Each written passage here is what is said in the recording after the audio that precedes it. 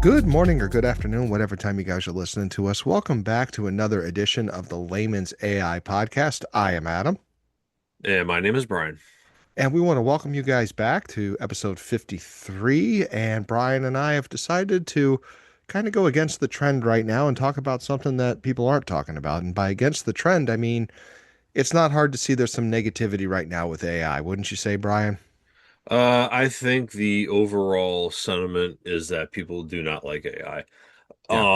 And I think there's just as soon as some people see AI, they want nothing to do with it. They just want Hmm. it to go away and never exist. And a lot of legit concerns, a lot of legit issues with AI. We've gone over a number of these things, but there are a lot of positive things that are coming out of AI as well. Yes. As long as you stay off social media and stay out of the Facebook Reels, and stay away from the slop, you actually realize there are positive things. But Hmm. I can see how a lot of people, think of the Well, negativity, I should say, because you start going through reels right now, it's just AI slop and everything. So I think oh, that's where a lot of the so negative sentiment comes from. absolutely. You got AI slop going on, which we've Hmm. already talked about. It's not getting much better. We hoped it would. It's not. I don't know if you've seen recent, what was it, video footages of college graduations where the guest speaker says something about AI. The college kids start booing immediately. Hmm. That you've no doubt seen in the news, no matter where you live, that there's probably a data center trying to come in and people are Hmm. voting it down or voting Protesting it, for it, and yeah. protesting it. There's that going on. We've heard about job losses. We definitely have heard about misinformation. We've seen that for a while, and there's been ongoing lawsuits too. Hmm. So there is kind of a negative vibe right now with AI, and I don't think it's unjustified. No, I definitely don't. not. Yeah. But we've discovered there's some pretty good stuff happening too that people might not talk about as much, but there is some good things that are impacting us in a positive way with AI. And we Hmm. think that's what tonight's episode is going to be about. In fact, we know that's what tonight's episode is going to be about. Yeah, well, we wrote the We outline, wrote the or outline, we planned it, so it's ready to go. yeah, exactly. So I think our guests are going to find, or our listeners are going to find, a lot of the stuff we're going to reference is in the health industry. As Hmm. you can imagine, AI is wonderful at helping out with the medical industry. They're going to talk a little bit about mental health and a little bit about some of the other arenas that AI has had a little bit of a positive impact right now, and things are going well. But the first thing I want to talk about, because this is probably most personal to people, Hmm. it's your health. Hmm. Yeah, everybody cares about it one way, shape, or form. We may say we don't, but we do care about it. You know, healthy lifestyles overall better for a lot of people, and I think people want to live healthy lives and things like that.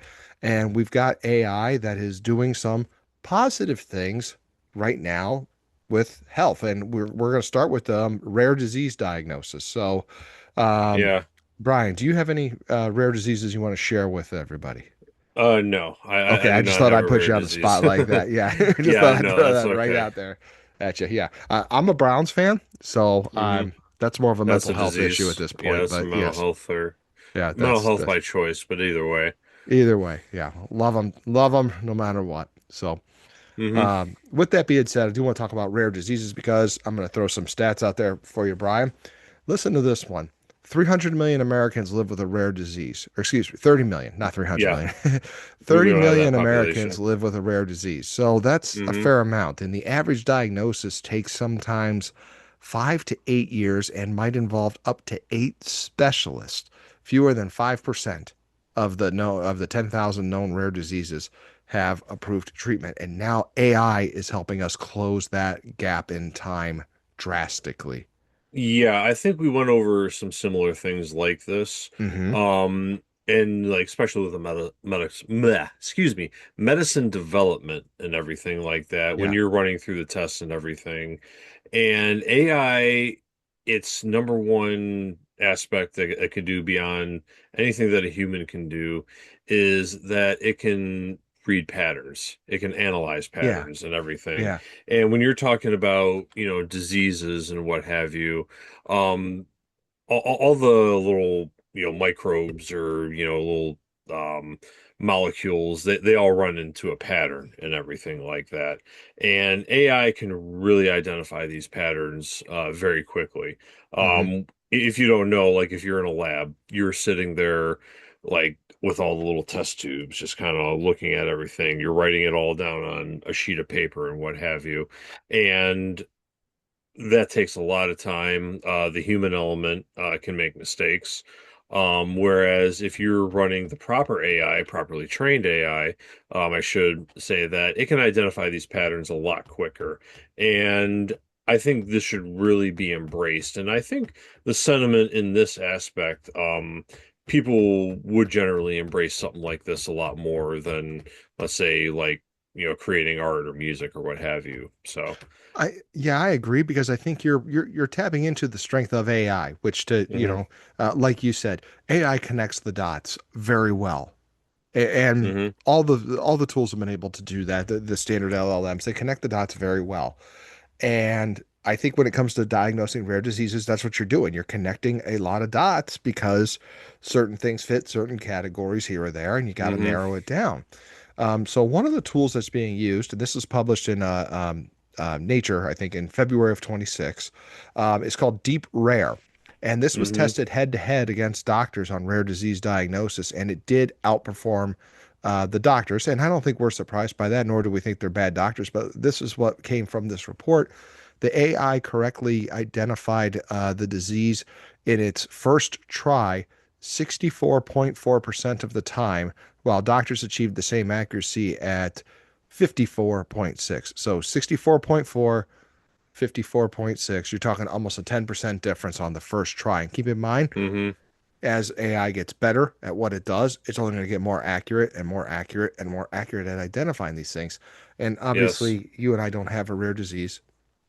But if hmm you were somebody that did have one, you would want it diagnosed as quickly as possible so that you know what you're dealing hmm with, so that you can improve it as best you can given the circumstances and do the best you can with the knowledge that you have and not waiting that crazy stat of like 5 to 8 years to find out what's going wrong with you. I mean, keep in mind, these are rare diseases. So, Yeah. it's hard. It's not like a disease that you might see like such as a cancer or something like that. These are rare. A little harder. I guess Dr. House would be the best way I would put some of these. Not sure if you're Uh-huh. familiar with that TV show, Brian. Which one was that again? House. Oh, yeah, I've seen a little bit here and there. I haven't really seen There was too a much lot of of it. dealing with rare diseases and rare medical conditions, and it was kind of an hmm interesting show. My wife's a big medical person, so she would watch it, and I would come in on the back end because he was humorous and weird, and the episodes were interesting. So, Yeah, anyways, definitely. that's what he does. He But connects the dots for the rare diseases. yeah, exactly. And Deep Rare, I just kind of did a little Gemini search. It is a large language model driven with clinical decision support system, designed specifically to tackle the diagnostic odyssey of rare diseases. So this was developed by a collaborative team of international researchers. So this one's really good and everything. They admit it's not perfect, as any AI is not perfect, but if you use it as a what do we say AI is? A tool. A If you tool. use it as a Imagine. tool and the doctors know how to use this tool if it's done correctly. And the big thing about like a lot of these models is how you train the data, where you bring the data in, et cetera, et cetera. So if you have the right people bringing the data in and putting it together, and this is constantly being worked on with all the new discoveries and everything, you're going to have a very good model. Hmm. Because how long did it take to identify, I don't know, AIDS, for example? And we did all this research on AIDS and everything. We're still doing research on AIDS. And now we put all the proven research into this large language model, and now we can start running tests and Hmm. everything, and maybe identify it earlier or what have you. So, this is one of those examples where a properly trained model, from the right minds, where, I still want doctors training this model. I don't want myself, or no offense, I don't want you training this model either. Right. So, I don't want to train it.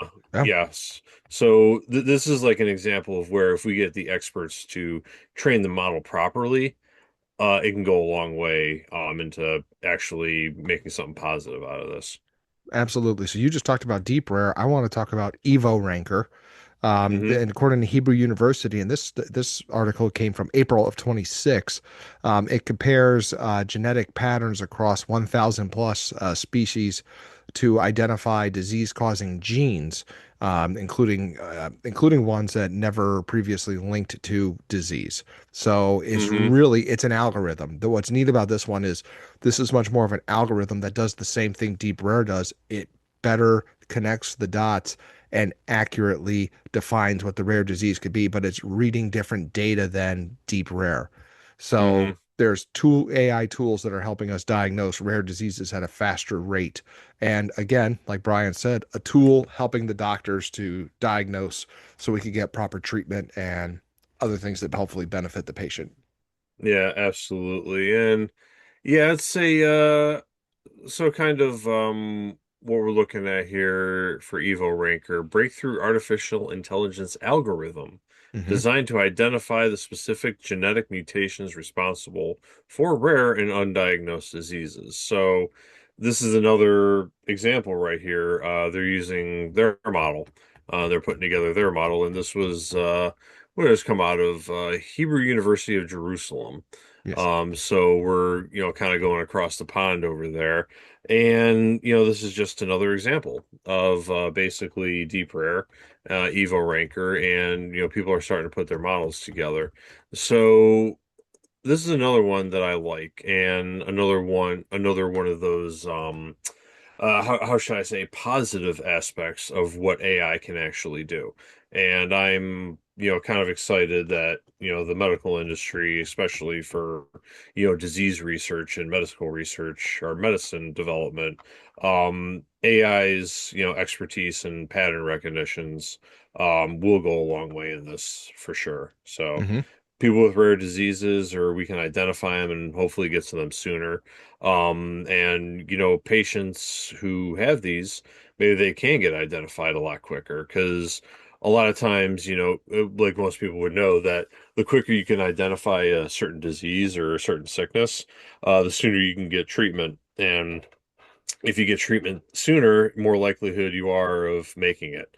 So that's kind of a positive right there because if they can diagnose you a lot quicker, you can get the correct treatment a lot quicker as Right. well. So there's your positive number one for the night. Absolutely.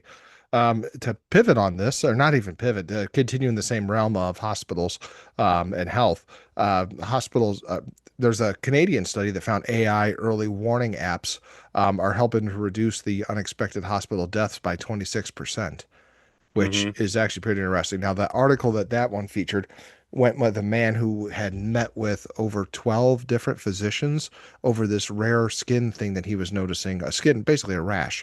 And long story short, Google/Gemini were able to help him diagnose what the actual issue was, and he was able to seek treatment immediately, which led to, I believe, the development of this app that they were referring to, Hmm. which is pretty neat because it's the early warning signs, like we said. Brian already covered this.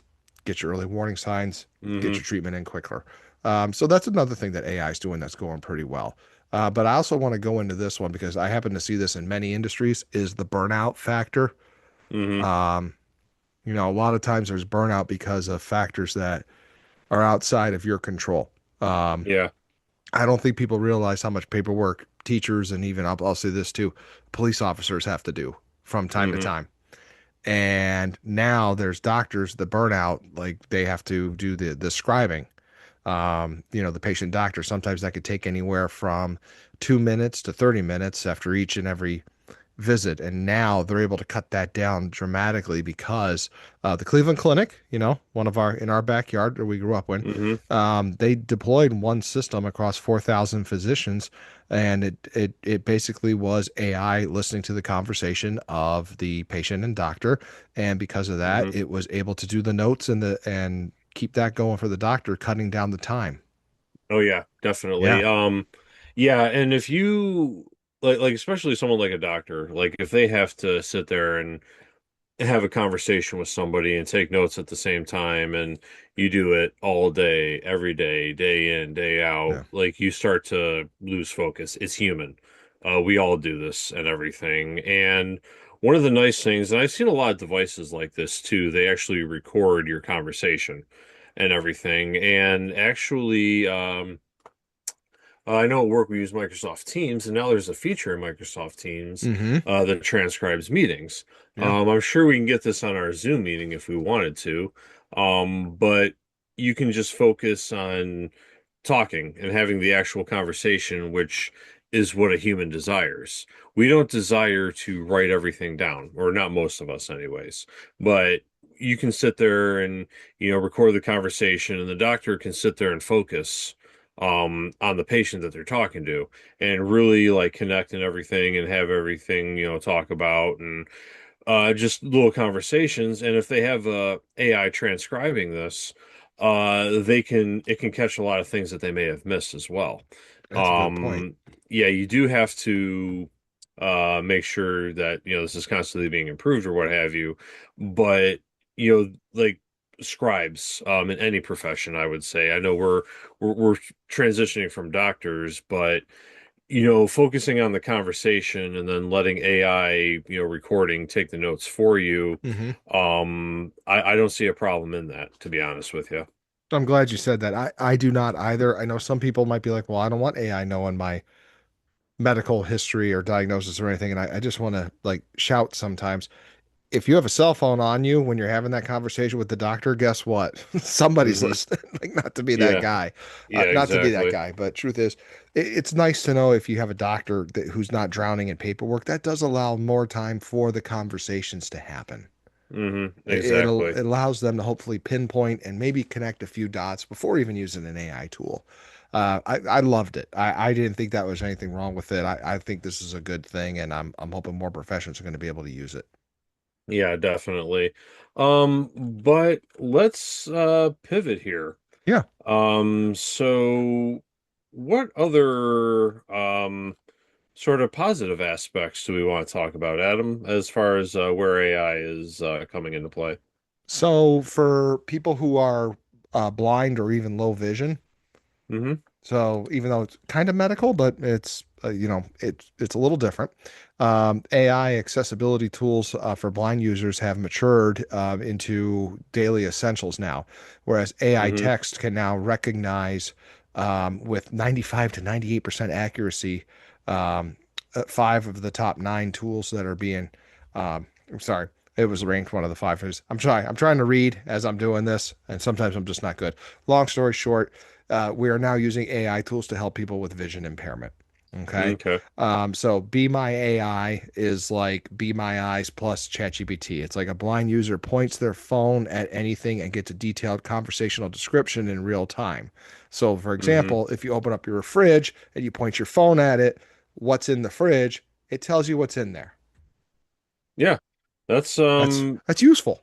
yeah, definitely useful. And I bet people who are blind would definitely appreciate getting an analysis of what they see in front of them, or what's in front of them, I should say. That was kind of a callous statement right there, because blind people can't see. But anyway, basically, if they have some sort of vision AI where you could, you know, let sort of some glasses, so to say, because we all see like the kind of sunglasses that blind people wear, and everything. And if they have some sort of lenses, that they could sort of wear and describe the world around them, as they see fit, I think that's a very positive thing and kind of make them feel a little better, Hmm. in the world around them and kind of feel Yeah. more inclusive and everything. The article we're referencing right now is from AI Thinker Lab. And what's interesting about it for me was the quote from a person who was talking about their story being a person with visual impairment. And he said, quote, the app told me my shirt was blue and my coffee mug was sitting on the left edge of the table. And then he said, I Hmm. started crying. And I'm Yeah, going, you that's. know what? Yeah, I could see that. Yeah, things that we take for granted with our sight. He Mhm. now knows where a coffee mug is, and if he forgot where that was, he could have easily knocked it over, not knowing that it was there. Yeah, that's yeah, I mean that's a good little analogy right there, because we kind of forget all these things like you said that we take for granted and what have you. So Hmm. that could be that could be another kind of interesting or or I should say, very good benefit here. Another, not only blind but the deaf, that are hard of hearing, Hmm. can use this a lot too. And this kind of goes both ways. And this is what I really like about the whole idea. Google Live Transcribe, it takes real-time tech speech to text and making the conversations and what have you. And we've all used this before, like kind of like the Google Translator and what have you. I've used it. Kind of one example I would say. Um, I went to Mexico and I can barely speak Spanish, and I just had to ask some questions for at work and what have you, and we both had our phones and we were both typing it in. I'm like, looking at the conversation and what have you, so that's good. But AI can take this to the next level and Hmm. everything. And not only that, it can translate sign language for Yes. you and I to hear. Because I don't know sign language. I know very little of it. I know some bad words, which I'm not going to repeat, but um, so if somebody, is deaf is trying to talk to you and they're doing their sign language or what have you, you can kind of record what they have right there, and Google can say, this is what they're trying to say to you. And now you can have, like the two, you can have a much easier conversation. And I think that's just a lot of positivity right there. Kind of going Absolutely. back into the inclusion now, deaf people can feel more included and everything. Absolutely. And some of these AI tools that you were just talking about, they're now Hmm. embedded in our major tools like Zoom, Microsoft Teams, and YouTube Yeah. even. So not only will it translate the American Sign Language gestures, it'll also naturally provide closed caption if need be. Hmm. It's pretty neat that AI is able to do this, and I'm anxious to see where this is going to go. Um, Yeah, definitely. So this is yeah, I mean that's a really good one right there. And we don't think about, people who are blind and deaf sometimes unless you're constantly around them, and this could really integrate them because there's people who are either blind or deaf that have a really intelligent method of thinking and everything, mhm. but they just can't communicate regular or get their point across like they want to, and this will help them really fulfill that potential essentially. Right, right. No, what about what's the next one? Neurodivergent people. Yeah, so this is another interesting one. Goblin Tools, Goblin collection. tools. Yeah, a collection of AI-powered single-task helpers designed for people who find certain everyday tasks overwhelming, breaking down complex instructions, interpreting tone and messages, simplifying tasks into manageable steps. Now, other ones include AI writing tools. Grammarly, that's a pretty popular one. I It can help. can't live without Grammarly. Yeah, maybe I should stop living without Grammarly, but they can help people with dyslexia or language processing differences. And this is another kind of thing that we don't think about is someone who is dyslexic. It can really help them out as well. Hmm. Certainly can. I know for me, my main thing, I type faster than I think. Hmm. And without Grammarly, when I'm done typing, I go back and I look and I'm going, oh dear, there's a lot of green squiggly underlines. And I need it. I need it. I can't do an email without it. Hmm. Just to make sure I'm doing my things correctly. I wouldn't necessarily class myself as neurodivergent, but maybe Hmm. my wife would.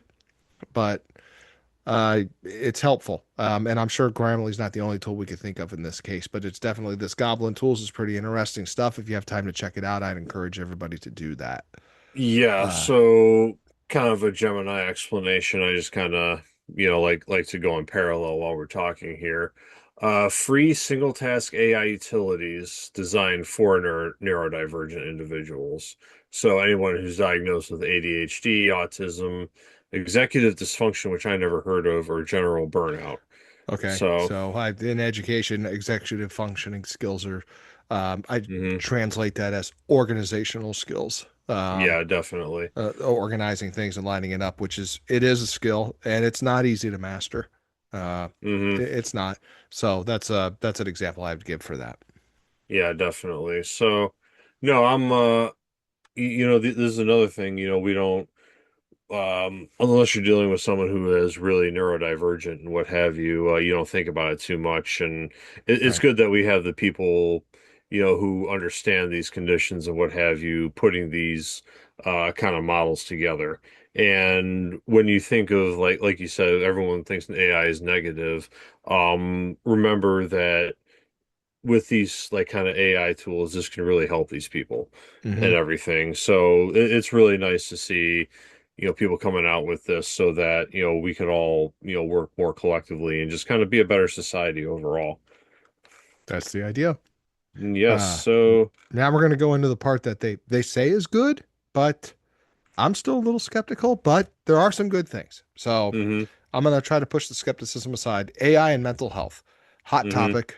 Um, a lot of people don't feel AI is a place to go for mental health, but however, you and I both know people are doing it anyways.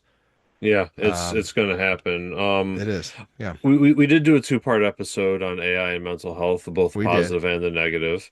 And yes, there are negatives to it, but there are positives to it. Hmm. You can go back and check that out and everything like that. But Yeah. here is kind of the big thing that we don't think about. 50% of people who could benefit from therapy cannot access it due to cost and availability, Right. which I think is the big one. That's what's pushing people to go to LLMs and be like, what's going on? Yeah, and everything. Yeah, that's kind of like the one thing that we need to think about is someone who is not, let's say, as wealthy or can't afford an actual therapist. And a lot of health insurances don't necessarily cover mental health sessions. They like some people just simply can't afford it. And if they could just, get some kind of tool to do just basically the bare minimum. I'm all for it if they don't have access to it via, you know, geographically or, financially. Hmm. As long as, and I will make this very clear, as with all the other tools we talked about, as long as whoever is training this model is well versed, in the mental health field. Um, Okay, that's where I so that's where I yeah. get skeptical of like using Gemini, Claude, Grok, Copilot, and everything, ChatGPT, because as much as I like them, using it for mental health, I'm very leery. But if you specially train it just for mental health with the proper experts, I think that can go a long way. So there are two chatbots that I'm aware of that we hmm put in our show notes here. It's chatbots like Wobot and Wissa. Both begin with W. Wissa spelled Wysa. They offer hmm on-demand, judgment-free support. And there was a study that said 9 out of 10 people who use it find it helpful. That's great and all. I think those would be a better starting point than I know that would be a better starting point to use Wobot, hmm Woebot, or Wissa as opposed to going to ChatGPT or Gemini. I would start with those because those were trained for judgment free, some mental hmm health support. Um, I know one of the other barriers that we don't talk about enough is sometimes people feel too embarrassed about a stigma that comes with them, and they don't want to talk to a Yeah. therapist, so they go and talk to AI. Um, there shouldn't be a stigma in today's day and age. There's nothing wrong with trying to get help if you need it. I personally think it's one of those manly things you can do is look at yourself and say, okay, I need some help here. I got hmm to get myself some help. So I probably wouldn't start with an LLM. I'd probably start with something that's a little more trained. And hopefully, it ends up in a case where it either gives you an idea of how to cope or an idea of who to go see professionally. Yeah, That, definitely. and another thing that's really good is we do know that, and this I think we touched on in our positive of our mental health episode, AI can begin to detect early warning signs of depression or anxiety uh, based on hmm speech, text, and behavior. So sometimes the person themselves may not even recognize this is happening, and now AI can detect this. So Yeah. it is good to know that. Yeah. So, just kind of doing a little search on the side here.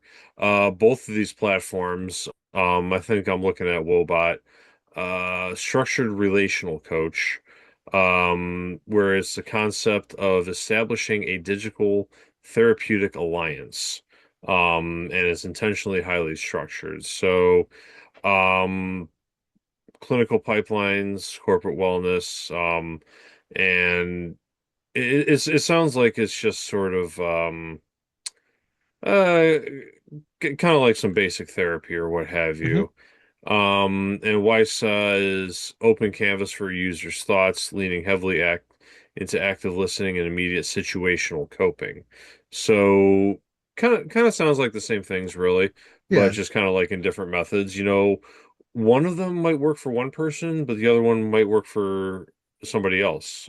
So Hmm. that's just something to keep in mind right there. And also keep in mind, And these sound like they're at the early stages of therapy, or it's not yeah. therapy, but mental health. It sounds like it's the early stages. It doesn't sound like it's doing heavy mental health therapy with you. Yes, and we will say this as well. Both platforms are heavily invested in peer-reviewed clinical validation. Hmm. So that's what I like about a lot of these that are going on right here. So, um, could be some positives. Maybe, I'm thinking kind of like an example right here, like WISA. They it's like listening and situational coping and an open canvas for a user's thoughts. Maybe a Hmm. therapist could say, "Hey, why don't you try this? Go through some sessions and then bring me the results, and we can discuss it then." Because then it might actually help the therapist as well. Right. Because now the therapist doesn't have to sit there and write all the notes. Now it says, "Okay, use WISA, do this and that, the other, and then come back to me with the results, and then we can go from there." So it could actually help sort of build that, human relationship as well. Hmm. So, So moving on from mental health, yep. wanted to touch base real quick. You already brought up the story about when you were in Mexico and had to use the translation piece. Hmm. One of the interesting things is that I don't know how long ago that trip was for you, but the AI translation is starting to get genuinely good. Hmm. um, if that makes sense. We've gotten much further than the days of typing it in Google and asking it to translate. Then it gives us something that is kind of um, the language we wanted to transfer to. We're Hmm. heading in the direction of where you will actually wear earbuds and it will translate what the person is saying live to you. Yeah, We are much definitely. closer to that being a reality. That might actually be a reality in 2027. Hmm. We're headed that direction. It's very close, yeah. So, Hmm. yeah, translation is one of the big ones. If we could like kind of translate some conversations and what have you, could you'll go a long way as far as like communicating with one another. So other kind of positives here. We're just gonna kind of go through these because most of this was medical. Entrepreneurs and small business owners' capabilities that Yeah. previously required teams or expensive professionals. This was like kind of one of the big ones right here, Hmm. and we are actually an example of this. Essentially, our opening music that's generated by Suno. Our whatchamacallit, thumbnails for the episodes. Those are Hmm. generative AI. I massage those a lot when I'm doing the thumbnails and everything. We can't afford, to pay an artist or what have you, so this kind of gives us a little bit more of a better feel for it. Absolutely. We wouldn't be able to do this to the level we do it at without AI tools.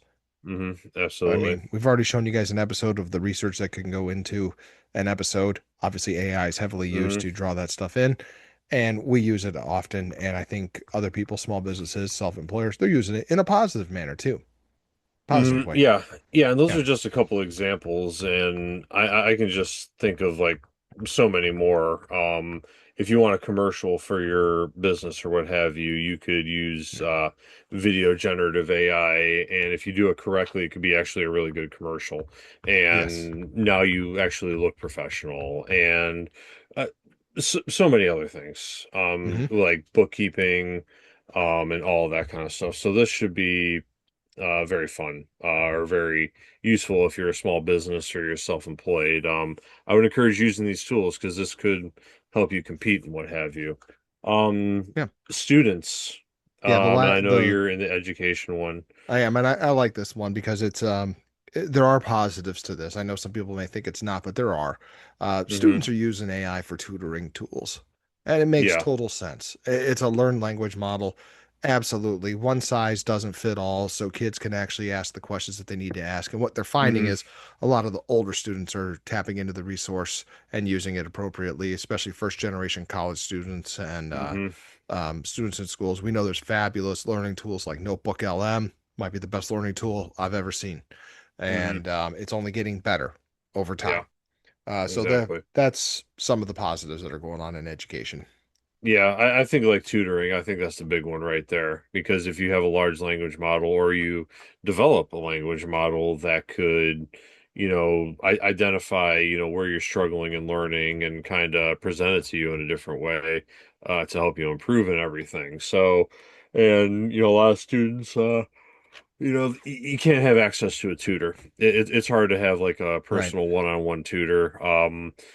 Sometimes you have to pay for it if you can't pay for it, or they're just not available. Using these can actually be a benefit. It's when you lean on it, is when it becomes an issue. But if you use right. it to kind of help you learn, I think that's going to go a very big positive right there. It's a tool.